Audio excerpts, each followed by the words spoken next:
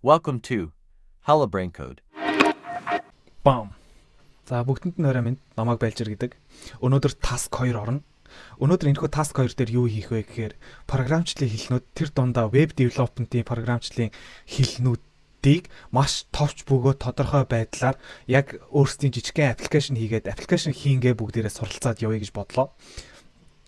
За яагаад энэхүү зүйлийг хийж эхлэх болсон бэ? Энэхүү бичлэгийг хийж эхлэх болсон бэ гэвэл маш олон хүмүүс IT болон програмчлалын талаар сонирхдог ч гэсэн 190% нь дундаас нь хаяад явцдаг. Шалтгаан энэ зүйл яг миний сонирхсан зүйл биш юм байна. Би энэ зүйлийг чадахгүй юм байна гэдэг зүйлүүдээс болоод орхичдаг. Тэгэхээр өнөөдөр энэхүү сургалтыг эхлэхээс өмнө та үнэхээр миний өнөөдрийн хэлэх зүйлүүдийг та үнэхээр хийх танд сонирхол байна уу? Үнэхээр хүсэл байна уу гэдэг зүйлүүдээ хамтдаа хийж үзснийхаа үндсэн дээр цаашдаа энэ IT болон програмчлал код бичих зүйл надад сонирхолтой, миний хүсэл сонирхлын зүгээр дагуу зүйл мөн үү биш үү гэдгээ шийдээд үзсэн зүгээр болоо гэж бас бодож байна. Тэгээд ягаад програмчлалын хэлийг хэл гэж тайлбарладаг вэ гэхээр амар олон хэлнүүд байгаа ч гэсэн энэ хэл нь өөрийн гэсэн одоо англи хэл, японы хэлтэй адилхан өөрийн гэсэн дүрмтэй, өөрийн гэсэн үгсийн сантай, өөрийн гэсэн дүрм ёс зүй гэдэг бас өөрийн гэсэн жижигхэн соёлтой. Тэгээд дэлхийд би одоо ингээд Японоос энэ кодыг бичгэд хаа байсан одоо Европоос юм уу Америкаас миний бичсэн кодыг өөр газарт одоо надтай хизээч хэл ойлголцохгүй хүн миний бичсэн кодыг уншаад ойлгох боломжтой, мөн компьютерт энэ бүгдийг бас өөрөө ойлгох боломжтой болохоор энийг хэл гэж явдаг. За тэгээд өнөөдрийн бичлэг дээр ямар нэг актер мэрэгчлийн нэр томьёо үг хэллэг ашиглахгүйгээр энгийн байдлаар энийг тайлбарлаад явъя гэж бодлоо. Тэгээд өнөөдрийн үзэх зүйл нь болохоор HTML, CSS, JavaScript гэсэн үндсэн гол 3 сэдвийг бариад энэ гурыг ашиглаад жижигхэн вебсайт буюу өөрсдийн гэсэн жижигхэн робот баг Frankenstein гэдэг шиг зүйл хийдүүлээ хийж үзье гэж бодож байна. Тэгээд товчбөгөөд тодорхой байдлаар тайлбарлах юм бол HTML гэдэг нь болохоор арга яс. JavaScript CSS гэдэг нь болохоор за гадна талын арьс, хувцас. JavaScript гэдэг нь тэрхүү робот одоо бидний бүтээж байгаа аппликейшн юуны төлөө ашиглагдах юм бэ? Ямар функц үзүүлэх юм бэ? Юу хийх юм бэ гэдэг зүйлийг нь шийдэж өгдөг. Тэгэхээр энэ гурыг ашиглаад нэг жижигхэн web development талтай жижигхэн вебсайт хийдүүлээ хийгээд үзье гэж бодлоо. За тэгээ хичээл оръё. Өнөөдрийн хийх таскны загварыг болохоор энэ дээр гаргацсан байгаа. Нэгдүгээр Hello World гэсэн үг байна. Hello World гэсэн үгний доор ямар нэгэн товч байна. Товч буюу button байна. Энэхүү button дээр дарахаар юу болох вэ гэхээр доор харагдчихж байгаачлан ямар нэгэн зураг гарч ирдэг байдлаар жижигхэн ингээд web development хийн. За энэ дээрээ бүгдээрээ түрүүний хэлсэнчлэн HTML, CSS тэгээ JavaScript гурвангийн бүгднийг ашигласан байдлаар хийгээд үзье. За ингээд хичээлэг орцгоё. За тэгээд энэ удаа бүгдээрээ task нэгтэйгээ адилхан notepad ашиглана. Тэгээд мөн нэг зураг оруулах болохоор интернетээс ямар ч хамаагүй рандом нэг зураг аваад тэр зураг авахаар би зүгээр л нэг гэд нэрлэлсэн. За тэгээд код бичихийн тулд бүгдээрээ notepad нээгээд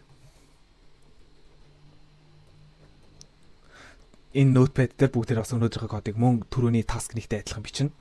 За хамгийн эхлээд HTML дээр бүгдээр код бичигдэж байгаа болохоор эхлэл төгсгөл нь зөвхөн HTML байна. Энэ юу гэсэн үг вэ гэхээр бид нар монгол хэлэн дээр аливаа нэг өгүүлбэрийг бичихдээ том үсгээр эхлээд цэгээр төгсдөг. Англид бид нар энийг болохоор нэг өгүүлбэр байна гэж хардаг. За тэрнтэй адилхан програмчлалын хэлэн дээр нэг таг эхлээд заавалчгүй тэр тагаараа дуустдаг. Тэгхийн бол энийг одоо нэг хэсэг байна, нэг өгүүлбэр байна гэж ойлгодог. За тэгэхээр энэ дээр хашилт авж жагаад HTML гэж бичээд хашилт авж жагаад HTML гэж бичин. Гэхдээ төгсгөлийнх нь HTML-ийн урталт нь ташин зураас авна. Анхээр энэ болохоор HTML эхлээд HTML төгсгөж гинэ гэж ойлгогддог. За үүнийхээ голд нь бид нар Hello World гэж биччихэ. Ингийн бол энэ ч зөвхөн Hello World гэдэг хэсэг нь веб браузер дээр нэхэд харагдана. Гэхдээ компьютер өөрөө програмчлал энийг болохоор өөрөө ойлгохдоо за HTML гэж эхлээд HTML-ээр төгсөж байгаа HTML дээр бичигдсэн үг байгаа юм байна гэдгийг өөрөө ойлгож байгаа. Тэгэхээр энийг бүгдээр шалгаад үзье. За Ctrl S дараад нэрийнх нь хувьд бид нар ямар ч хамаагүй нэр өгч болно. Энэ удаадаа би app гэж биччихье. Харин гол нь өргөтгөлийн хувьд цэг HTML гэж бичих ёстой.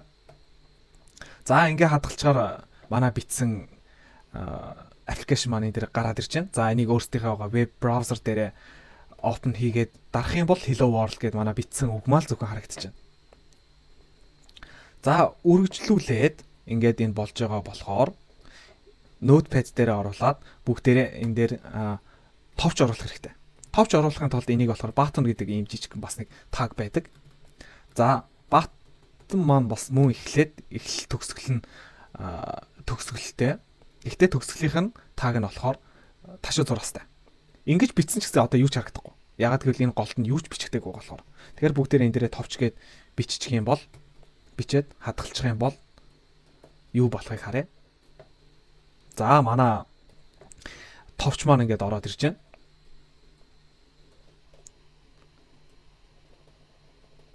Үргэлжлүүлээд бүгдээрээ зураг оруулж ирэх хэрэгтэй байгаа. Тэхийн тулд бас адилхан notepad дээр ороод notepad дээр image гэдэг жижигэн tag бичиж өгнө. За image гэдэг энэ tag нь яадаг вэ гэхээр за энд ямар нэг зураг орж байгаа шүү гэдгийг болохоор тайлбарлаж тодорхойлж дуудаж өгдөг гэсэн үг. За image-ийн артлаар бүгдээрээ source гэж бичнэ. 3 үсгээр энэ source гэдэг нь болохоор одоо англи хэлний их сурвалж гарал үүсэл гэдгээс нь хаанаас одоо энэ зураг дуудагдчихж байгаа юм бэ гэдгийг тодорхойлж өгнө. За тэгээд тэнцүү тэмдэг тавина. Энэ тэнцүү тэмдэг нь болохоор энэчнээс шүү гэдгийг болохоор тайлбарлаж өгөхийн тулд програмчлалын хэлэн дээр тэнцүү тэмдэг бичигддэг. За тэгээд тодорхойлох 2 цэг 2 талд нь тавиад энийхээ голд нь 1 цэг. За манай зургийн өргөтгөл юу байгаа вэ? JPG гэсэн зураг өргөтгөлтэй JPG гэсэн өргөтгөлтэйгээр бичээд Ctrl S дарж хадгалаад бүгдээрээ дахиад энийг нэгээ тараад үзье. За тэгэх юм бол манай hello world гэсэн үг байна, манай товч байна. Хамгийн сүүлд нь манай оруулсан зураг маань ингээ нэгдээд гараад ирлээ. Одоо цаашдаа яах вэ гэхээр эхний ээлжиндээ зураг нь харагдахгүй, товчон дээр дарахаар зураг харагддаг байдлаар хийнэ. Ингийн тулд бүгдээрээ CSS болон JavaScript ашиглах хэрэгтэй болох нь байна. За мөн адилхан notepad дээрээ mouse хоёроо дарж агаад edit-ийн notepad-аар ороод зурагныхаа арт тэгвэл бүгдээрээ энэ удаа ID бичдэг. Энэ ID бичиж байгаа гэдэг нь яадаг вэ гэхээр бид нар одоо бичсэн бүх зүйлийн артталт нь ID бичдэг. За энэ бол тэр зүйл шүү гэж. Шалтгаан нь юу вэ гэхээр байгууллага компани дээр олон ширээ сандал байх юм бол бүгднгийн тодорхойлохын тулд энэ ширээ 1, энэ ширээ 2 гэсэн сэр дугаар наадагтай адилхан. Бид нар дээр ч гэсэн одоо нэг регистрийн дугаар байдагтай адилхан. Энэ бүгдийгээ дугаарлаж өгөхгүй бол аль нь хаана юу нь тодорхойгүй болчихдог. За энэ удаад ID гэж бичээд ID-ийнхээ артталт нь бүгдээ ганцхан л зурагтай юм чинь давхар цэг авч агаад зураг гэл ID өгч. Тэгээд энэ дээр болохоор нэг space аваад за ингээд бичсэн ч гэсэн юу ч өөрчлөгдөхгүй. Зүгээр л бид нэр сэр дугаар нааснаас биш. Тэгэхээр бүгдээрээ энэ дээр стайлын хувьд яах вэ гэхээр аливаа нэг бидний юмны загварыг гаргахдаа энэ хувцс дайж байж болно, хувцс нь харагдахгүй байдлаар ч энийгээ зохиомжилж болно. Тэгэхээр style гэдэг tag аваад за мөн адилхан энэ tag авсаар бас хааж өгөх хэрэгтэй. Энийхээ дунд нь манай image гэсэн хэсэг маань гоё хаалт авч агаад гоё хаалтын дотроо display буюу харагдах байдлыг нь тодорхойлох цэг аваад none гэж биччихье. Тэгээд энийгээ ингээд дууслаа гэдэг байдлаар нь none гэж биччихье. Тэгэхэд энэ юу болох вэ гэхээр манай зураг байгаа ч гэсэн зүгээр л харагдахгүй болчихж байгаа гэсэн үг. За энийг шалгаж үзэхийн тулд бүгдээ Ctrl S дараад app дээрээс open гэдэг дахиад нэгээ тарья. Тэгэхээр манай зураг одоо харагдахгүй. Тэгэхээр одоо сүүлд нь энийг хардаг болохын тулд бид нар ганцхан зүйл үлдсэн. JavaScript-ийг код бичнэ. За дахиад адилхан note дээр ороод тэгэхэд бид нар энэ товчныхаа ECD-ийг гаргаж ирэхийн тулд энэ товчныхаа артлаас нь бид нар жоохон өргөтгөл бичих хэрэгтэй. Өөрөөр хэлбэл яах вэ гэхээр товчон дээр дарахад зураг гарч ирдэг байхын тулд on click нь яадаг вэ гэхээр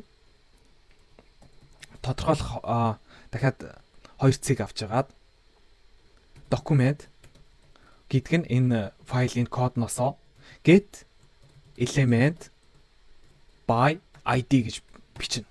Энэ яаж байгаа вэ гэхээр энэ файлуудаас одоо яг энэ кодын дундаас нэгэн элементийг болохоор ID-гаар нь сонгож авч байна гэдэг. Гэхдээ нэг анхаарах зүйл нь болохоор дараалсан одоо бид нар англи хэлэн дээр буюу монгол хэлэн дээр, орос хэлэн дээр нэг үг бичиж дуусаад зай авдаг бол програмчлалын хэлэн дээр тийм зүйл байхгүй болохоор нэг үг дуусаад дараагийн үг нь шууд залгаж орж ирж байгаа заавалчгүй том үсгэр эхэлдэг.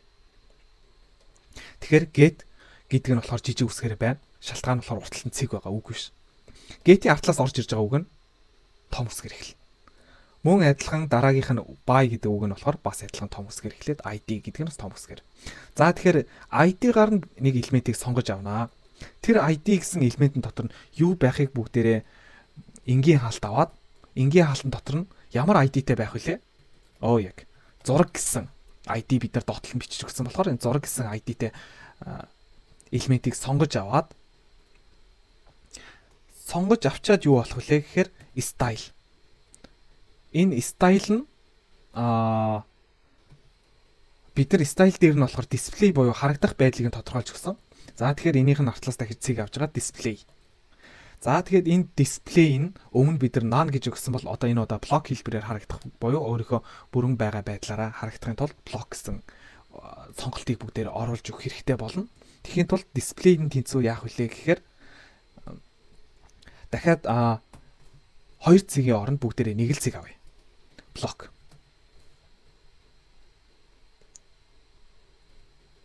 За та ингээд ерөнхийдөө бас болж байх шиг байна да. Ямар нэг алдаа гарахгүй бол энэ шууд ажиллах хэрэгтэй. За Ctrl S дараад хадгалсан. За буцаад бүгдээрээ app гэсэн Chrome файл руугаа ороод үзье.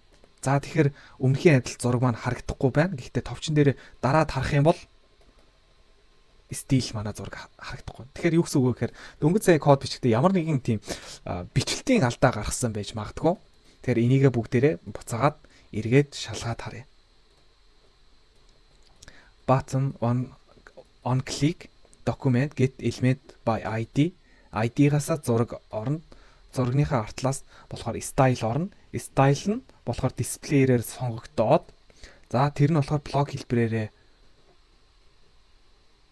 гарч ирнэ.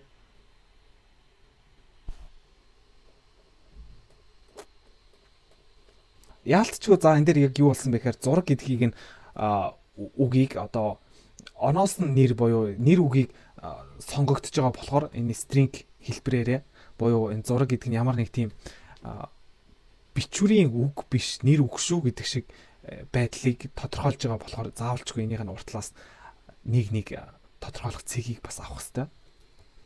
За ингэж үзээд болжээ гэж бодоод дахиад Ctrl S дарж хадгалсныгаа бүгдээрээ Chrome дээр нэгээд харъя. За мөн өмнөхтэй адилхан юу ч харагдахгүй байгаа ч гэсэн тавчин дээр дарах юм бол манай зураг харагдаж байна. Тэгэхээр энэ хүрээд бид нар өнөөдөр болохоор HTML, CSS, JavaScript-ийг бол ингээд туршаад хийгээд үзлээ.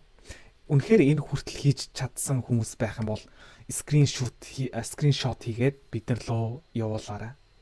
Тэгээд та бүхэнд амжилт хүсье. Өөр мэдэхгүй зүйлс гарах юм бол энэ дээр кодон дээр чи ямар нэг алдаа байна гэдэг зүйл байх юм бол шууд ингээд асууж болно. Тэгээд өнөөдрийнх болон өчигдөр холбогдсон өчигдрийн таск 1-ийг хийж гүйцэтгэж чадсан. За тэгээд өнөөдрийн таск 2-ыг хийж гүйцэтгэж чадсан хүмүүс лүгээ өнөөдөр болон маргааш холбоо барина. Тэгээд энэ хүртэл үзсэнд баярлалаа. Амжилт.